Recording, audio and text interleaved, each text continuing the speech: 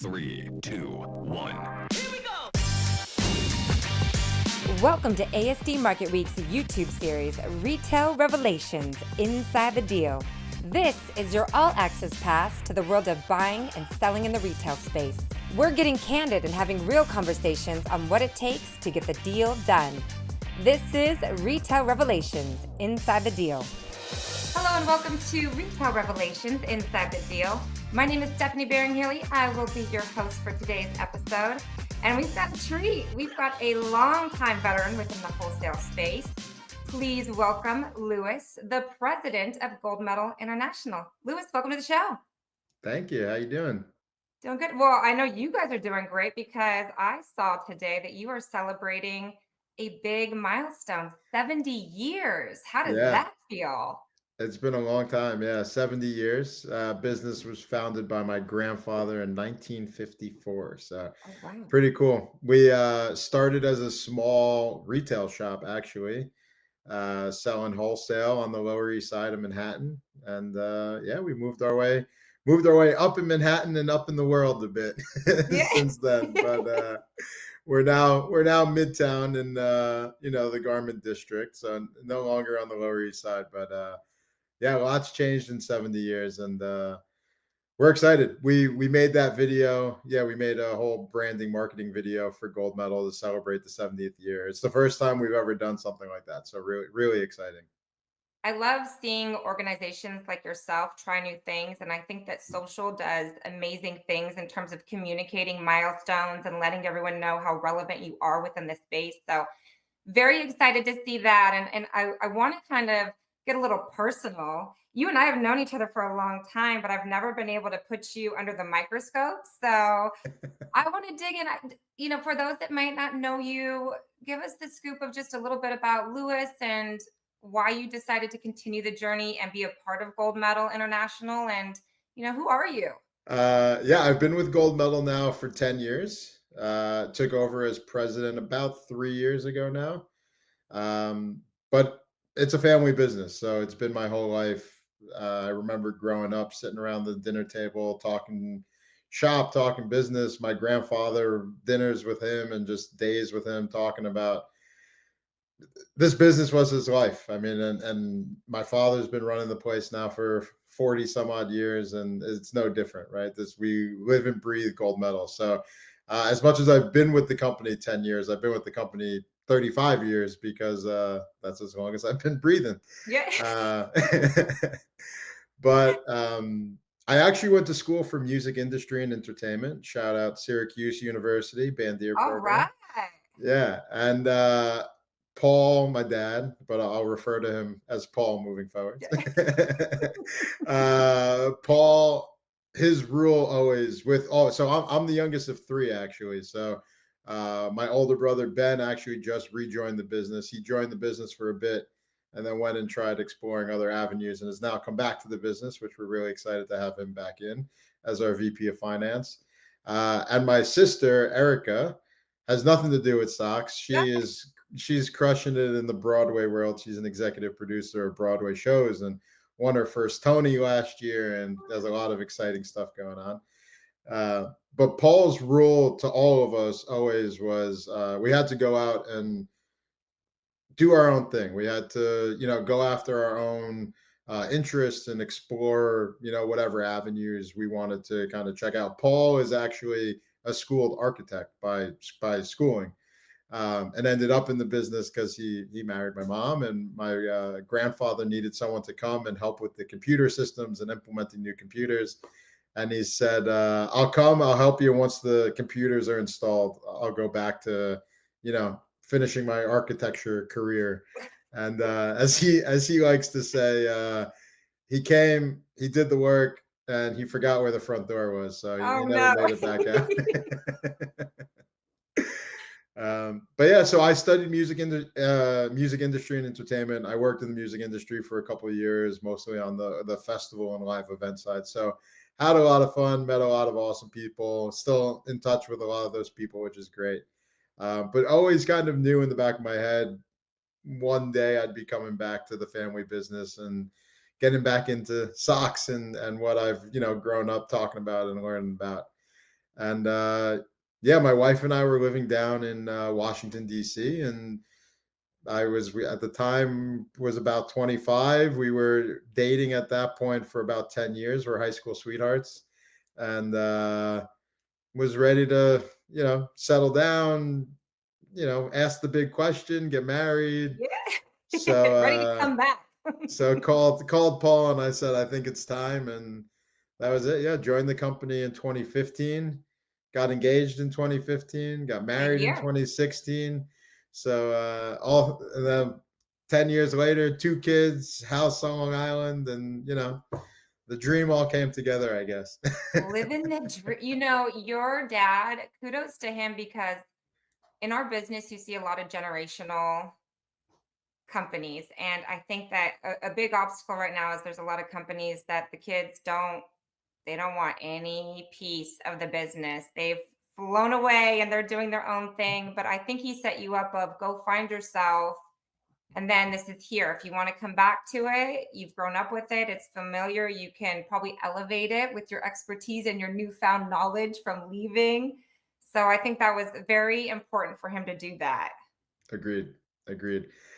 He's a big proponent of change. He tells me all the time, if I do the same things for the next 30 years that he did for the last 30 years, we'll be out of business. Right. So he understands the importance of changing with the time. And it's not to make change just for the sake of change, Yeah. right? It's making meaningful change that are adapting with what's going on in the industry and going on in the world. But you got to change. You got to change to survive. And he understands that. And it's an important part of running a business and owning business for sure.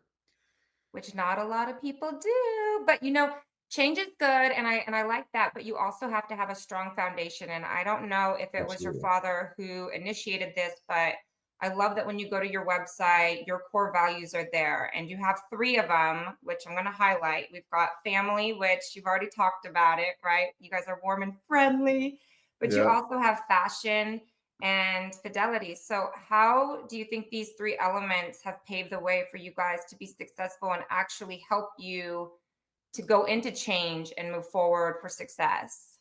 Yeah, I'm gonna we have updated those Oh, recently. what are the new They're ones? not they're not live. I'm giving you a sneak peek on our we like to call them new values, but they're really not, right? We've been around 70 years. And these have always been our values since my grandfather was running the place. It's really just putting good language around it, and putting more pen to paper.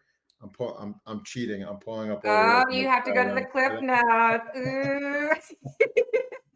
Ooh. They're not far off from what they kind of were there when we made the website.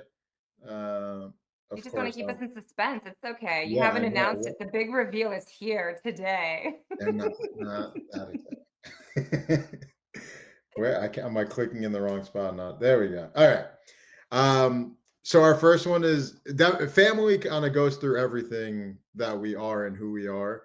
But we do know in corporate America today, using that family value sometimes doesn't resonate with all employees. So Yeah. we we're using people first. So we are a people. Gold Medal International is a people first organization, which essentially is treating everybody like family, making sure people have a positive work life balance, and making sure that our people are, when we're making decisions, we're putting our people first in all those decisions that we're making. That is so incredibly important because people help define a company. They're the first look, they're that forward facing to the clients and everything. So, the better that you treat them and make sure that they feel inclusive and part of the company, the better off you are. So, I think that's great. So, have you now changed it from the three to the one core? No, so we're at 4 now. We've actually expanded them a little bit. Okay. So, people first. We are proactive, so making sure we are getting out ahead of either internally or externally any issues, any situations. Just making sure we're proactive, kind of expecting that next chess move and already preparing for it, and having that feed through everything that we do. We're honest, which again that's always been there. We're very transparent. In working with me for the past couple of years, Oh, yeah. we don't pull any punches. We lay all of our cards out on the table, and that's just who we are. I don't get into telling stories and have to remember which story I told. I just tell the story the way it is, and then we let the rest go. So being honest and just being upfront, it runs through everything that we do, from how we treat our customers, how we work with our suppliers on the other side of the business, um, through all the relationships that we have. And the fourth is being flexible. We are Ooh. still a family business. We like to make sure that people have a good work. This does tie into that work-life balance as well. We also are a hybrid company. Since COVID, we changed from 100% in person to fully hybrid. So, and it's also being flexible with your other teammates and your customers and Mhm. everyone we're working with, right? Like making sure you're bringing your best to the table, and by doing so, at times you have to be flexible, right? Not everything always goes exactly the way we Yeah. plan. So being flexible in that is really important. So those are our four. We are flexible, we're honest, we are people first, and we are proactive. Oh, I love all of those. You have to get those on the website ASAP because I Yes, think that in today's world, those elements are very important. So well done. A bravo to you and the team. I'm sure it was the whole team effort to create it those. was. I'll take an opportunity to give a shout out. We have started working with an HR remote specialist Oh, consulting firm called Blend Me. Kaleem Clarkson and his team are fantastic. We were introduced to them during COVID because, funny enough, when COVID hit, we were 100% in person, right? January of 2020, we were 100% in person. And we were rolling out a handbook that said no one is allowed to work from home like ever under any circumstance. oh. We had some bad experiences pre 2020. And we were like, you know what? There's going to be no gray space. Like, no one's working from home. If you need to be home, take the day off. Otherwise, you're in the office. That's Flash where the forward. flexibility came through. That's when you're like, oh. Yeah. Yeah, we were being a little bit too flexible maybe before then. I don't know. But flash forward 5 years, and now again we're completely hybrid. Our rule is you have to be in the office a minimum of 1 day a week, and above that, as needed to get your job done. So I'm not here counting people's days and hours, making sure, oh, you were in the office Yeah. Tuesday, Thursday, and Saturday, or like we don't want any of that. Just you have to do your one full day, and that's really more for like team building, making sure you're getting that full day in the office with your team. um, but also that interdepartmental, pass offs. We work with product at the end of the day, right? So making sure you have that time to review it with the person who comes before you or the person who comes after you in the process. But above that, it's as needed to get your job done, and that's where that flexibility and people first comes in, right? Like if you have that event with your kid, you had the soccer game with your Yeah. kid that night. I want you to be there at the soccer game, right? So like figure out your schedule. If something's in the office that needs to get approved or moved, like please get in and get that done. But maybe you come in the morning, head home during lunch, work the rest of the day, be there for the soccer game. That's what we're all about. I mean, it's important to have that work-life balance and be there for your family. It's a game changer. So we're fully remote, at least I am. And it's absolutely amazing. And at lunch, I can catch up on laundry, and just kind of it's made it so that I'm so content and happy, and I want to put in every single piece of me into the business portion because I'm happy and I don't want to go anywhere. So it's Yeah. definitely made me more involved with the company, if that makes sense, because I feel like it's 8 o'clock, 9 o'clock. I want to jump on because it's good and I've got a contact that I want to have a conversation with. And why not? It's here. It's right in front of me. So on that effect, I want to dig in. So your company, apparel accessories, it's kind of perfect because we're entering winter and you guys do that very well. But I We want to had focus our in we on had our socks. first few flurries today in Manhattan. It was mostly rain, but Ah. there were little flurries mixed in there. Well, that kind of weather makes socks super relevant, but also there's some things changing within the trend space between that leisure and pop culture, and it's a hot item. And I know that personally, I'm always missing pairs of socks. There is a little gremlin that's in my washer or dryer, and I just can't find them. So I'm We always having we to pay a rebuy lot of socks. money. So We pay a lot of talk to me money a little to bit keep about them. that world. we pay a lot of money to keep them Yeah. still in socks. It's part of the whole sock industry contributes to. Uh, yeah, no, socks. It's a lot of fun. I mean, I still, again, I've been in socks my whole life. We've every holiday, like those are the gifts we give to people because that's what we do. And I'm always still blown away how emotional people get about socks. Yeah. Like you give someone a pair of socks, like, oh my God, like thank you. I love socks. Like I can't tell you enough how much I love socks. And it blows me away every year. It's gonna happen in a couple months when I Yeah. give, everyone their holiday gifts. But um yeah, it's really one of those items that people just have like really strong attachment to. And I think it's one of those things you feel when you wear it constantly, right? Like, and it's a very like personal item in that sense. But it's also a way that you can have a lot of fun and like Yeah. express who you are also. Yeah, socks are great. And cold weather accessories, it's got to get colder, Yeah. but cold weather accessories are good too. I think hats are having a big moment right now for sure, and people are having a lot of fun with like chunkier ones or pom poms and all different ones. But um, we need some more cold weather. Yeah. Uh, Well, it's so funny. So, my mother-in-law, so she went to the hospital and got the hospital socks, and she just loved them. And I was like, "Ooh, no, the personality on these socks, they're not cute. Like, they just can't have it." So we give her every Christmas and like Mother's Day. That's what we give her. We give her fuzzy, cute version so that she can keep her little feet warm, but so she has more style. But I love the product and I love accessories that you cater to with the hats and all that kind of stuff because it is one of the easiest items for retailers of all channels to carry that yields great margins and is a consistent pickup by consumers. So, have you, let's go back for new retailers that you talk to who maybe have never carried it before, how do you guide them and introduce that product to their storefront? Yeah, kind of similar to what you touched on, right? Like socks it's a low cost item, so it's like an easy impulse purchase or just kind of not you don't right. You're not buying $100 jacket, right? You're talking about a $5 to $10 purchase.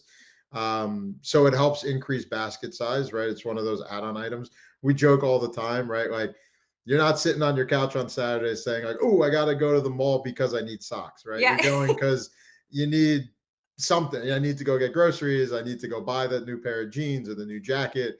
And while I'm there, I'm going to get my socks. I'm going to pick up some other things. So it's exactly what you're talking about. It's like those margin drivers, those revenue drivers to help increase basket size um, and really help drive just overall purchase in the store. Yeah, and they're easy to display. Whether you're a zoo or a gift shop, I mean, anybody and everyone can carry it. It's fun, it has personality to it. So I definitely recommend it.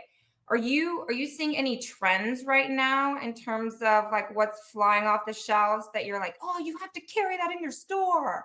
Yeah.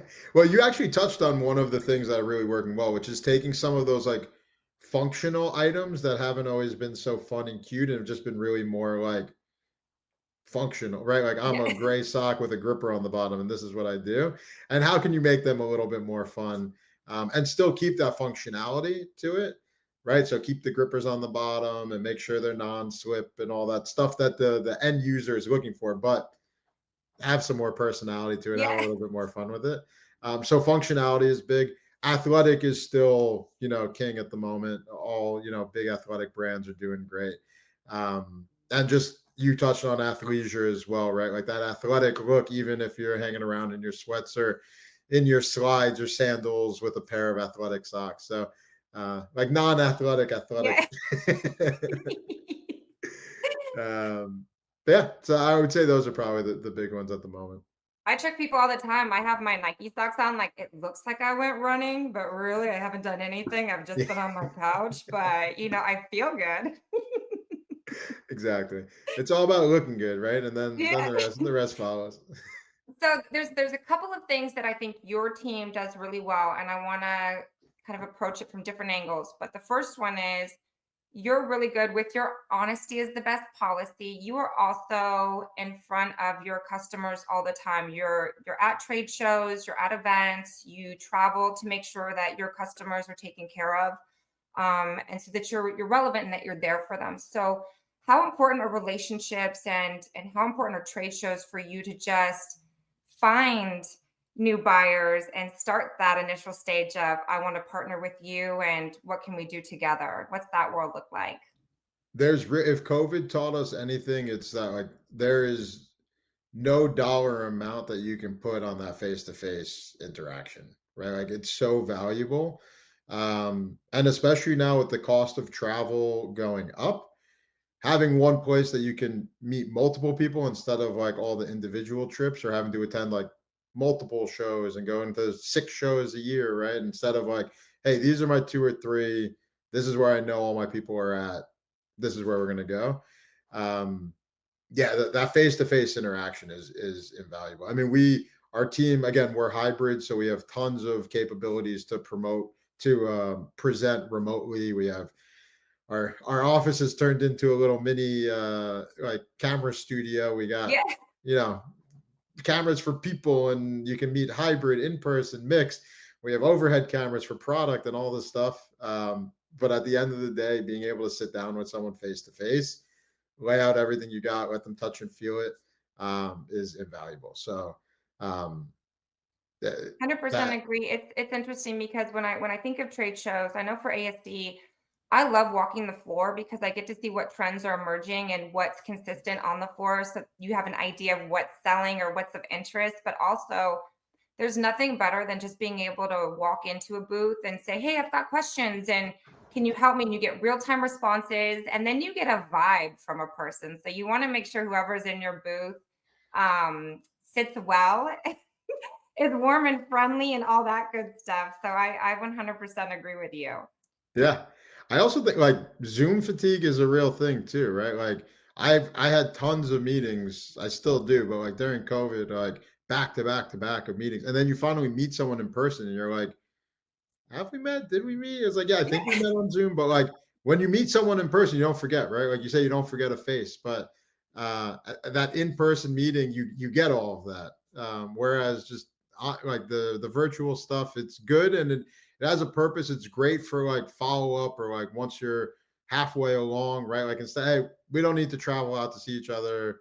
We both like we can knock this out in 20 minutes. Let's just jump on and do it quick. But those bigger like kickoff meetings or like, mid-season touch bases, the in-person piece is invaluable. So it's really important to make sure you're getting those touch bases with your customers. 100%. And so the other element of that question was you guys do an incredible job with marketing. You have a blog that covers content of what's going on in the industry, what's trending. So I've really seen your efforts within the marketing department elevate. I want to say within the last 2 years, maybe I started noticing it. So how important is that role and why did you decide that you needed to invest in it to make sure that you're successful for the future? Yeah, that's a big shout out to Vianet on our team who's been crushing it in our marketing lead. Um, as we move more digital, you just need more digital assets. I mean, even we partnered with New Order now 5, 6 years ago, making sure that we can show all of our product, virtually and digitally, and people can place orders and get e-catalogs, right? Like I think that was step number one. And Mhm. then step number two is okay, now that we have the platforms, how do we drive people there and make sure people know who we are? I mean, we've been around 70 years, but we've kind of grown our business quietly. We kind of had our own little pockets of business. Um, and I think it's time that, the world finds out and can find us and we can keep growing and obtain more customers. But really, as things move more online and more digital, you have to be able to reach people where they are. And that's where people are. And not everyone's doing it. So if you're a wholesaler, it's definitely something it's worth the investment. It's worth you looking into because I know even with ASD Market Week, we've been around for a long time and our efforts within that space have elevated dramatically within like the last 10 years because the world is a big place and the more we can educate, inform and communicate our services, the more opportunity we have to pull in both buyer and seller, which is really important. It's why we decided to do this YouTube series because we want to spread the good cheer and say, hey, did you know that there's a space that everyone can collaborate and really learn about each other and dive into the world of product and do better business. So to that end, I'm going to jump ahead. future of retail, we are heading into 2025. And I'm sure you're looking and saying, here's the reflection of what we saw this last year. Where do we want to move forward to? So, what do you see for the future of the wholesale and retail space? Yeah, I think the move to digital, I think it's a continuation of what we were just talking about, but more and Mhm. more is going to move online. I mean, last year we saw some pretty high numbers of Black Friday sales, percentage wise, moving to e-com versus in store. And I think that trend will continue next week and a couple weeks as Yeah, we head into those fun selling periods. But it's being able to be omni-channel and being available where the customer is, whether they're in store or online. Um, and the retailers who are doing that more successfully than others, I think, are the ones who are winning for sure. Um, absolutely. yeah. So, as a leader, you have a big title. You are the president, el jefe, however you want to call it, and that's a big role within any company. So, for you, what's your advice as just being a leader within that position, and how would you recommend others to help guide their team members to be the best that they can underneath all the different kinds of ebbs and flows of the retail and economy space? So what do those tips look like? Yeah, that's a loaded question. I think for the first part of it, of just like how to lead, I mean, again, it kind of ties back to our values because it's just naturally who I am as well. But like honesty and people first, right? Like if you make your company and your organization a place where people are happy, right, you're gonna have more productive people. Um, and it's not just you're not just making them happy because you want more productive people. It's genuine in what you're doing and just being genuine in who you are. So I think that's definitely number one. Um, we always have taken the approach of an ownership mentality. Encouraging our team to operate as from from the very top to the very bottom, operating with that ownership mentality. And we do that every month in our meetings. We share numbers, we share exactly what's going on in the business. So it's no surprise to anyone in our company. You can ask anyone in our company where we're at and what's going on, and everyone should be able to answer because those are the updates we're giving every month. And by doing that, we're giving them ownership in where we're going as well, right? Like they can really help drive Gold Medal and our future and where we're going. But encouraging people that it's not just a top-down approach of, these are initiatives and you guys Yeah. got to do them and best of luck getting it done, right? Like we're in it with our team, but also giving that ownership mentality to understand not only the decisions we're making, but why we're making them and ultimately where we're going. Love it. It's empowerment. I mean, I think that for any company, the minute that you have buy-in, and it has to be authentic buy-in of saying that I understand there's full transparency and I believe in it, so I'm going to work hard and I want to be part of this process. So I think that's a good gold standard for any company to have if they want to have longevity, like you guys have seen. So that's pretty good. So my final question to you, we are heading into ASD Market Week, our March event, and you will be joining us. I would love for you to tell our buyers what they can expect that you'll be showcasing and what's going down at the Gold Medal booth. Yeah. Well, we'd love to see every single person who steps into ASD has a reason to come by a Gold Medals booth, no matter what kind of store you are. Because to Steph's point, every store, every type of store has a place for socks in their booth. Gold Medal International, we do socks and cold weather accessories, slippers, leggings. We are a margin driver and, a good low cost item that can help drive additional sales and additional basket growth within your store. So we're excited for ASD. We've been doing ASD for, I don't Oh, even know, it's got to be 30 to 40 years, something yeah. in there. We were doing ASD when it was the Army Surplus Distributor Oh show. boy. Back in the Fletcher So days. yes, when we were across from tasers and next to Yeah. but we're excited. It's been a long partnership with ASD. We appreciate our partnership with ASD. And listen, shows have been, have ebbed and flowed and changed over the years, especially with COVID and being able to travel. But the shows are really an important place where we can get in front of a whole group of customers that would be really hard to reach, individually, in a meaningful way, and really getting in front of them, right? Like we can do all of this by calling and emailing, but being able to sit down with our customers face to face and really have time. I mean, we have people that spend an hour in our booth hanging out and talking through and really seeing everything new that we got and all the existing stuff that we're repeating. It's a great place to just really dig in and get everything done. And I'm gonna zone in on that. So you have new product, which I always try to remind all the buyers of. New is exciting. It gets your consumers wanting to come back to your store or your e-commerce site. So you'll have the new. Do you have any special deals that people can expect if they go to your booth?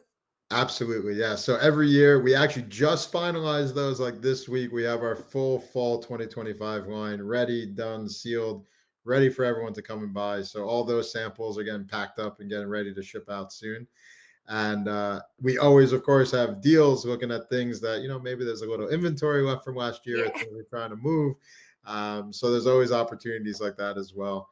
But yeah, gold medal really is, we pride ourselves on being that good value that we can drive margin for our retailers and drive value for their customers at the end of the day. And I couldn't recommend your company enough. You are tried and true. I know that the buyers that I speak to speak very highly of you and your very approachable team. So we are excited to have you. I'm going to put in the links, other ways that people can approach you and reach out, whether it's your social, your website, and all that fun stuff. But we will see you in Las Vegas. And Lewis, thank you so much for joining us today Yeah. and sharing your wisdom. Thank you for having me. And yeah, definitely when you see those links, we just posted on our About Us page on our site, our 70th year video. So go ahead and check it out and give it a thumbs up. And yeah, thank you for having me. It was great. And always love chatting with you. Thank you for joining us. We want you to be a part of the show. So let us know who you want to see and what stories you want to hear. Leave us a comment and make sure you like and subscribe.